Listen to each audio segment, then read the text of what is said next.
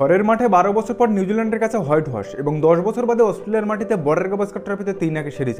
আর এই দুই ঘটনায় ভারতীয় টেস্ট দল বর্তমানে এক গভীর প্রশ্নচিহ্নের সামনে দাঁড়িয়ে। আর এখানে দাঁড়িয়ে ভারতীয় ক্রিকেট বোর্ড বা বিসিসিআই এমন একটি সিদ্ধান্ত নিতে চলেছে যেটি ভারতীয় ক্রিকেটের ইতিহাস কেন বিশ্ব ক্রিকেটের ইতিহাসে বোধহয় আর কখনো ঘটেনি। বিভিন্ন সংবাদ মাধ্যম সূত্রে জানা যাচ্ছে যে বিসিসিআই সিদ্ধান্ত নিতে চলেছে যে কোনো একটি টেস্ট সিরিজে ভারতীয় দলের প্লেয়াররা ঠিক কেমন পারফরমেন্স করছে তার উপরে তাদের বেতনক্রম নির্ভর করবে। ধরুন চলতি বর্ডার গাভাস্কর ট্রফিতে ভারতের হয়ে একাকুম্ভ হয়ে লড়েছে জসপ্রীত বুমরা, সেক্ষেত্রে জসপ্রীত বুমরার বেতন ক্রমশ বাড়ানো হবে এবং সবচেয়ে বেশি ফ্লপ হয়েছে বিরাট কোহলি এবং রোহিত শর্মা, তাদের বেতন কমে যাবে।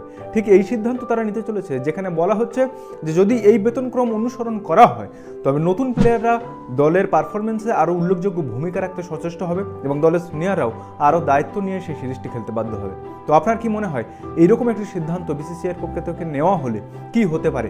ভারতীয় দলের টেস্ট টিমের খেলা কি আরও উন্নত হবে নাকি আরও পিছিয়ে যাবে? কি মনে হয় আপনার? অবশ্যই কমেন্ট করে জানাবেন।